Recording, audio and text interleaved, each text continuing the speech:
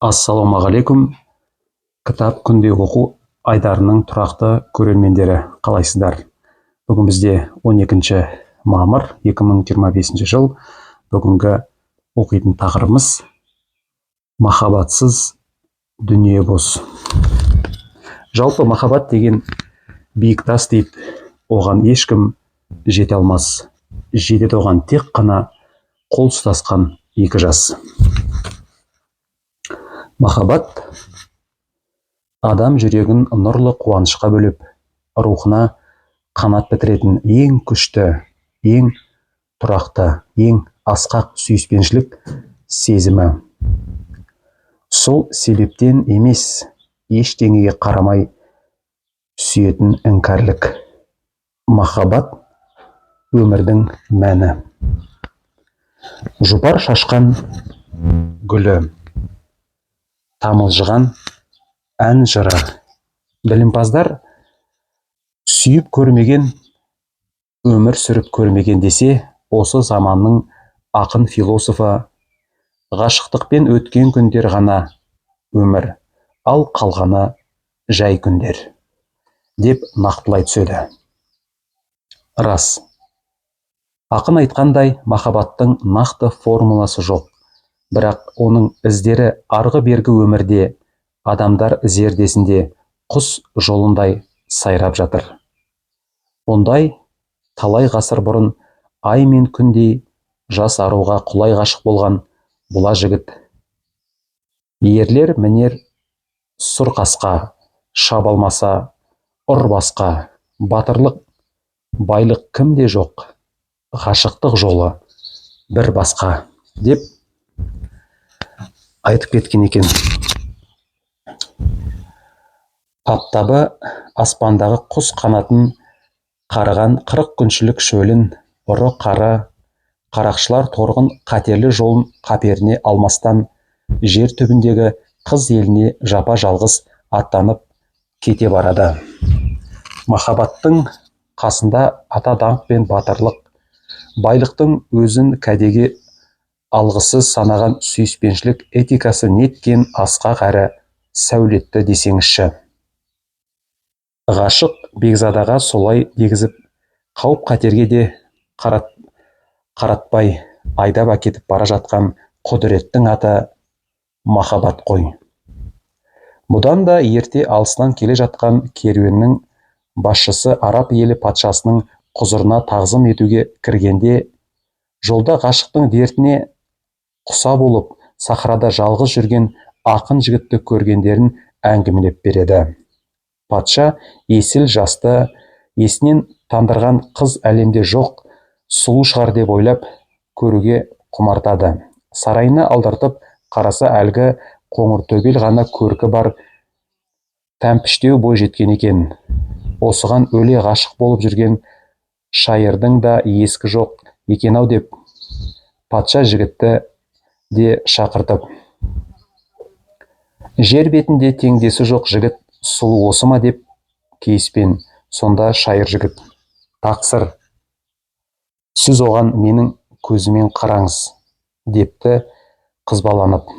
Бір жұрттың бетке ұстар шайырына қоңыр төбел ғана көркі бар қызды ғажайып ару ғып көрсетіп, естен тандыра іңкәр еткен керемет те сол махаббат.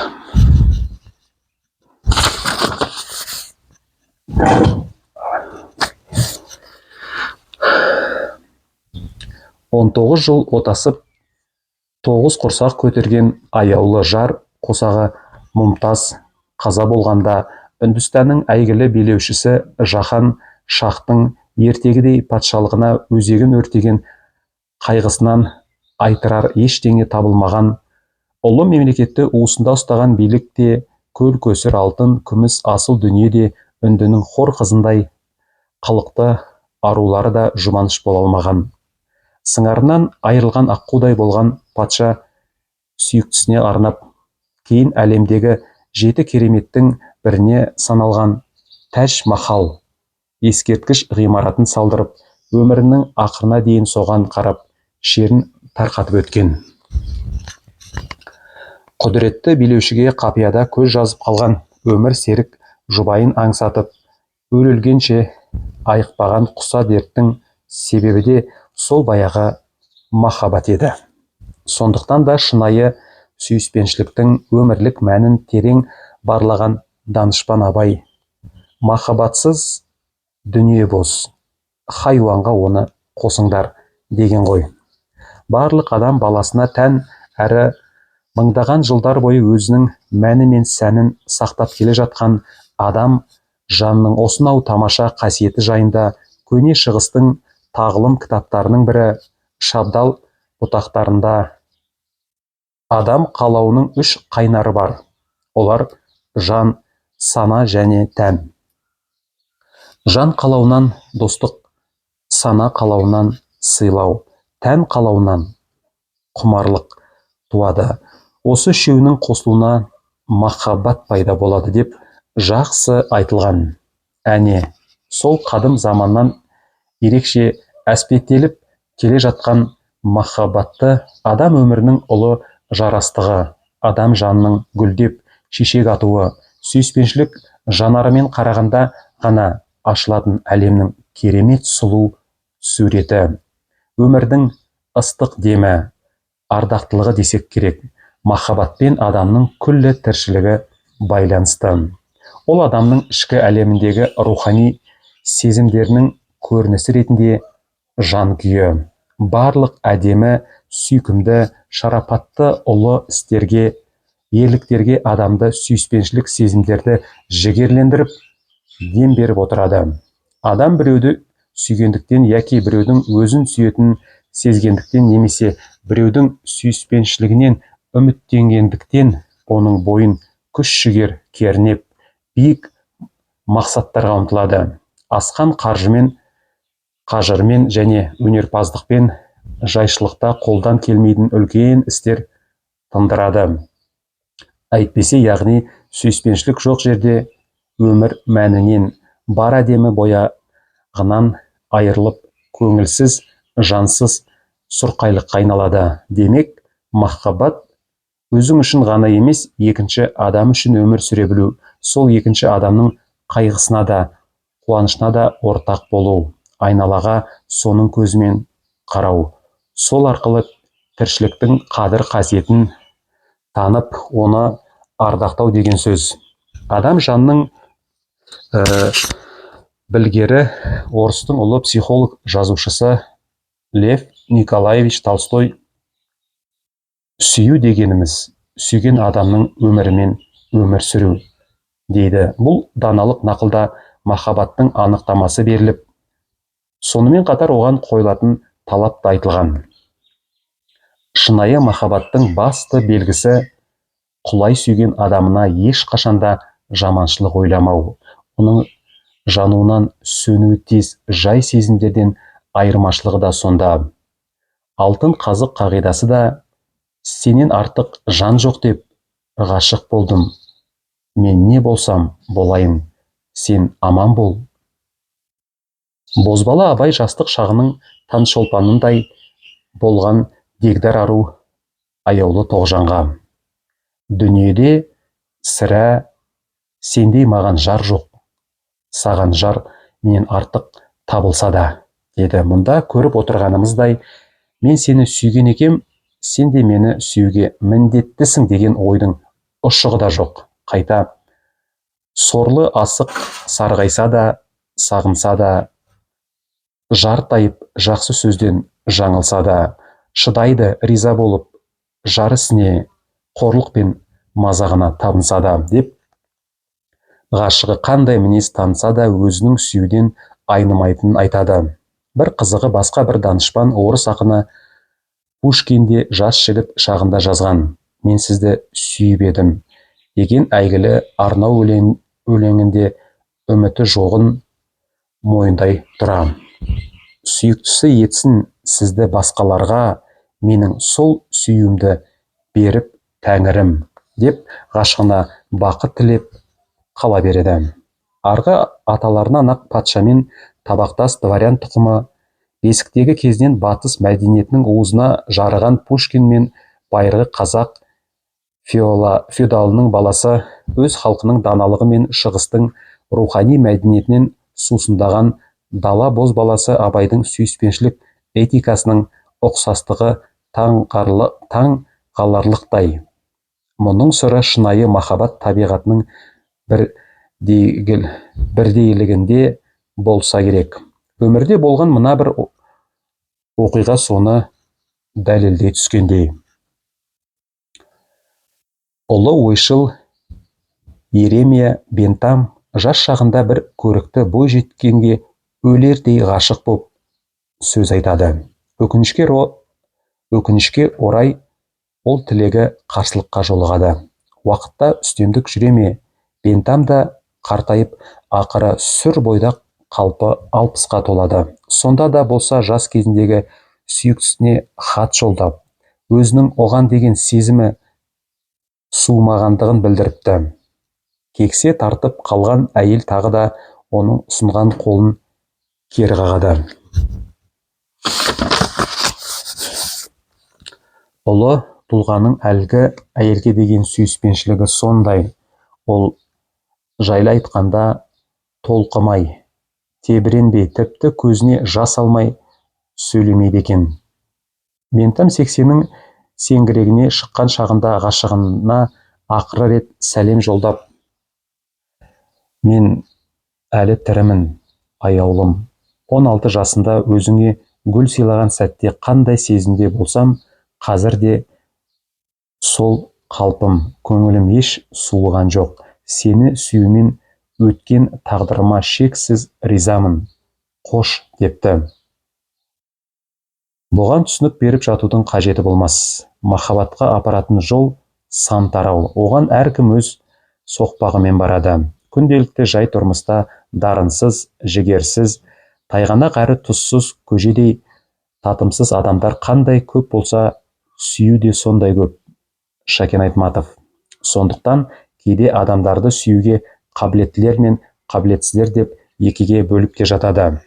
Шындап сүйе білу, ол да бір талант деген сөз де тегін айтылмаған. Махаббат адамның пешенесіне бір жолата жазылып, өмір бойы қызығын көр деп беріле салған тағдыр сыйы емес.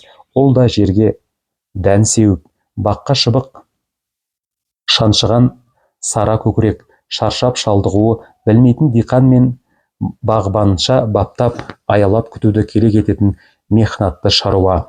Сүйе білудің негізінде сұлулық пен нәзіктікті, осы екеуінің қайнар көзі, әйелді ардақтайтын адамгершілік этикасы жатыр.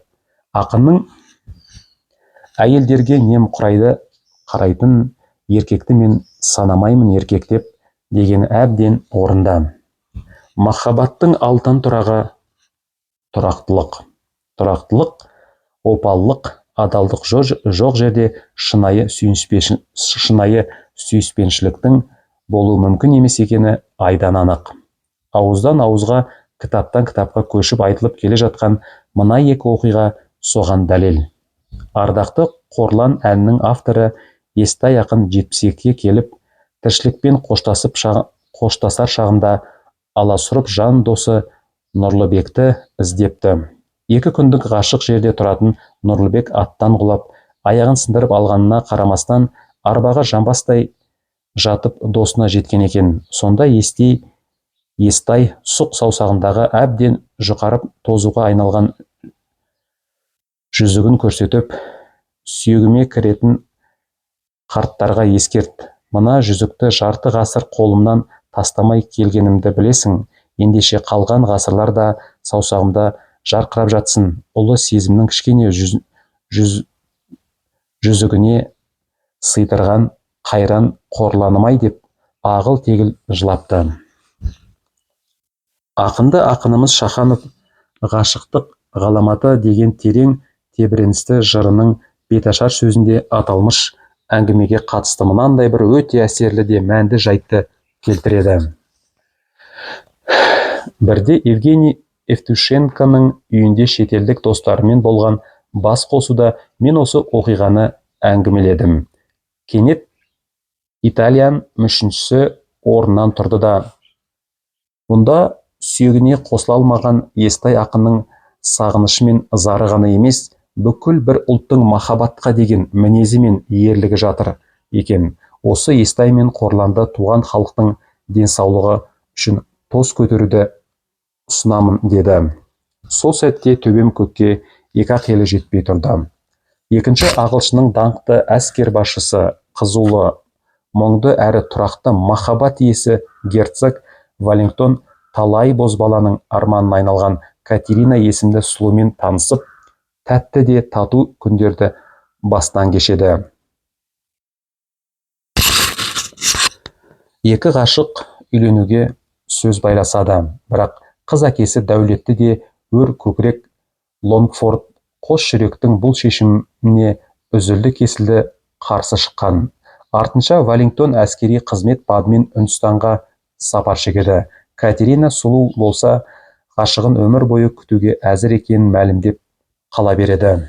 Веллингтон араға 9 жыл салып қайтып оралғанда күндіз есінен, түнде түсінен кетпей сағындырған Катеринасын тіптен танымай қалған. Шешек дертіне шалдыққан қыздың әдемі жүзі шұрқ тесік, адам шошырлық еді. Катерина көз жасына тұншыға отырып сүйген жігітіне рұқсат береді. Алайда Веллингтон өз уәдесінен таймай ұлан асыр той жасап некелерін қидырған. Альбион елінің атақты тұқымнан шыққан бекзада да әрі ер жүрек қолбасшы мен ұлы дала перзенті, қазақ елінің ақиық, ақын, өршіл, әнші сазгердің осынау кесек мінез қылықтары махаббат заңдарының шын сүйе білген жүректердің бәріне ортақ этикалық өлшемдер екенін көрсетіп тұрғаны анық. Шынайы махаббатқа қол жеткізу және соның шырқау билігінде тұрақтап қала білу кім көргеннің қолынан келетін шаруа емес екені жоғарыда айтылды.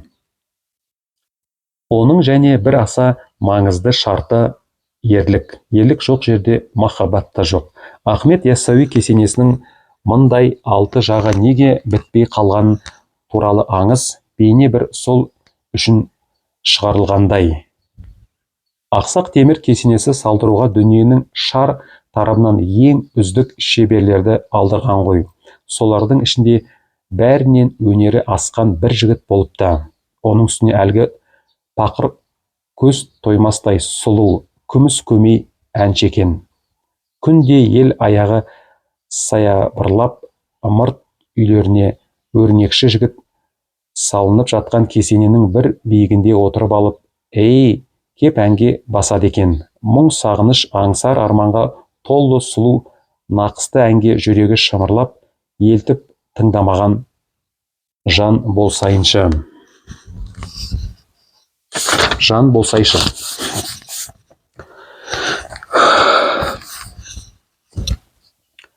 Әмір Темірдің балдызы Мәрзия сұлу да күнде кешқұрым жібек шатырынан шығып, әнші жігіттің тамылжыған сиқырлы әуеніне үздігіне құлақ тосады. Әмірдің өрнекші нақышшыларға деген ерекше ықыласына белгілі ретінде оларға сусынды Мәрзия апарып тұрады. Сөйтіп жүріп, қыз бен жігіт бір-біріне құмартып қалған ғой. Бір жолы құштарлық жеңген жігіт патша балдызының күндей жүзін көлеңкелеп тұрған алтындаған жұқа пердесін сәл серпіп ашты. Оны көріп тұрған ғимаратшылар зерделі ұшып шу ете түседі. Шошымай қайтсын. Құлақ кесті малайдың мұнысы шектен шыққан әумесерлік қылық қана емес, кешірілмес кінә да еді.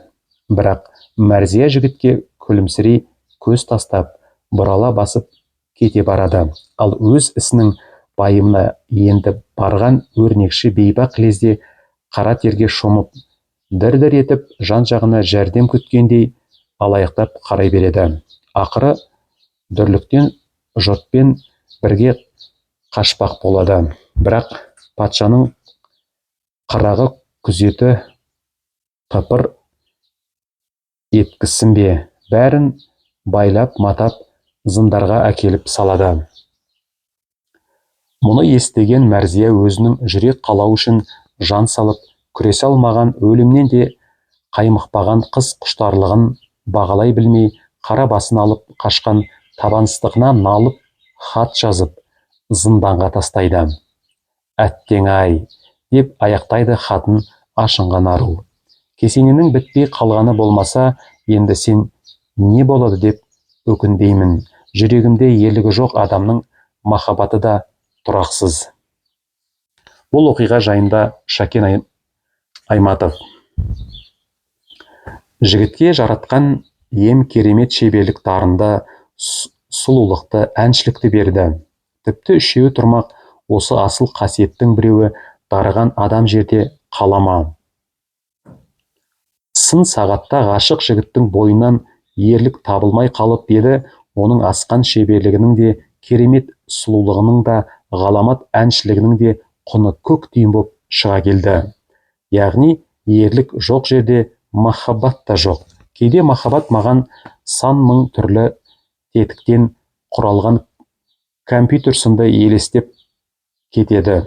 Басты жүйесінің бірі жанбаса, қалағаны түгелдей істен шығады деп терең де қызықты ой толғайды. Қосып алары жоқ ақиқаты осы. Адамның өзіне өзі, одан кейін ең жақын, ең жақсы көретін адамына тілейтініне бақыт әрине. Адамзатты алға ұмтылдырып келе жатқан ұлы көште бақытқа жетуге талпыныс, бақытты іздеу. Адамзат тарихынан адамды құр байлықтың, тек қана атақ лауазымның бақытты етпейтінін көрсететін сансыз мысалдар табамыз. Сонда Тилье сөзімен айтқанда, сүйікті болу бай болудан артық, өйткені сүйікті болу бақытты болу деген сөз. Батыс ойшыларының махаббаттың мәні туралы бұл терең мәнді тұжырымы одан сан ғасыр бұрын айтылған. Батырлық, байлық кімде жоқ, ғашықтың жолы бір басқа деген қазақ елінің сүйіспеншілікке көз қарасымен керемет үстемдік тауып тұрғаны анық.